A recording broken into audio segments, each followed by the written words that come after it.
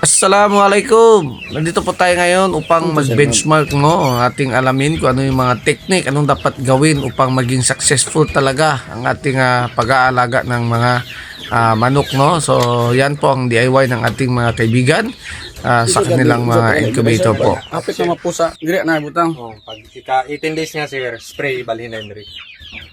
Kana pila na nakaadlaw? 3 days pa lang na sir. 3 days pa. Ika 7 days na ko na sa ilog. Karong pizza dish ilog na ako ni.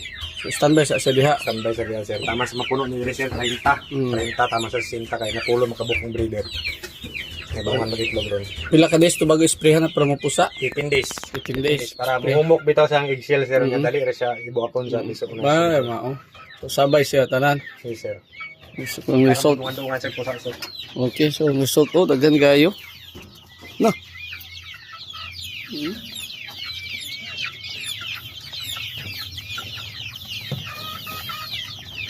Ang tubig anak nila, pila ka tuig, imana po na.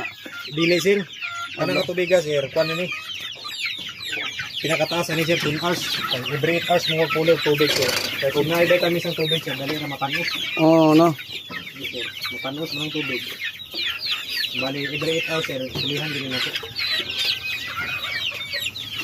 So, timplahan na po si Otro. Lang sir. Sa unang adlaw sir magbutang og vitamin pagka ugma na to sir, dili na pod tubig na pod. Dili lang puro vitamin sir ba. Kani sir, magtumas siya karong kwan sir, pika 12. Kani magtumas siya karong pika 12. Schedule naman din yun, no? Schedule ni sir. Incubate po na eh. Incubate pa ni sir. Mao? Mo ni sir resulta ni sir. Ayun. So, yun. Hindi naman problema ba? Maihaw. Apas na October eh. 5 ni siya nga hot sir. Ano sa man pwede maihaw na? Ilan ni naman? Pwede dili pa ni? 7 months sir. Dili pa ni no? Ilan na kabulan ni? 2 months pa ni sir. Mata mo, pwede ko ano 2 naman. months pa. Ay pagkatimo no, nindot kayo. October 5 ni siya nga kwan. Mas dali ang progress sa pagdako nila sir o dili gi makatilog sakit ang sinok. Hindi siya dapat ano sa yuta. Yes, sir.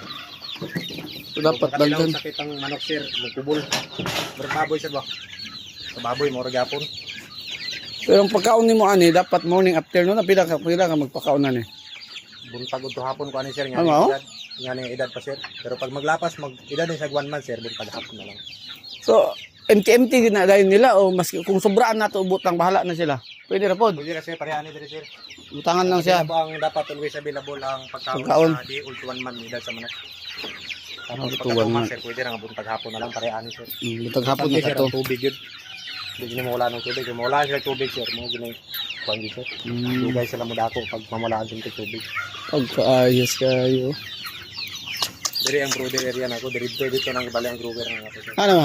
Na po dito ah. Daggan dito ah. Ano po dito daggan? Dagan dito. Ano ta dito? Naro dito sir. So, yun po mga kaibigan, no? At sinama po tayo sa kanilang free range area kung saan ang kanilang mga manok po yung medyo pwede na ilalagay dito at i-separate din naman po nila yung ating mga, yung kanilang mga breeder po, no? Para at least condition po, hindi mahaluan.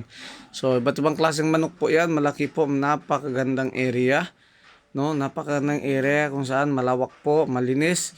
At pwedeng-pwede talaga pag-aalagaan ng mga ganitong mga hayop po, no? Kami mga manok, iba-ibang klase po, mga kanding pwede po, no? Napakagandang range po dito. Turo sa mga laki nga breeder bitaw sir. Bisa mo to akong lucky god nga daghan kay sila bae. Daghan mo to bae, di makasukol. El Toro gani sir. Dili ginama. El Toro. Ah, naro, tambok na kayo. Turo sir. Itlog sir ito. Ano, itlog na sila no. Hanapay sa mga itlog. Kani mo BTR sir. Isa ni? Ba Kani? bird fly mo Bird fly mo to. BTR. Mo ni siya. Kato. Kato kuan siya sir Tanaka. Kani ito. So, yun, na-amaze tayo. Nawaya magkaroon tayo ng mga ganitong farm para at least mapadami natin po ang ating mga alagang manok o ano pa bang klaseng gusto nating aalagaan. Pakaganda. So, dito pong area na to, ito pang ang area ng mga breeders po niya. So hanggang dito na lang po mga kaibigan.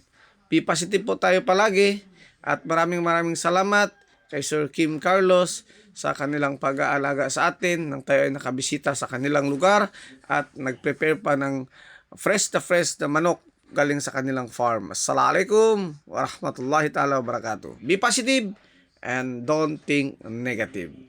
Thank you mga kaibigan.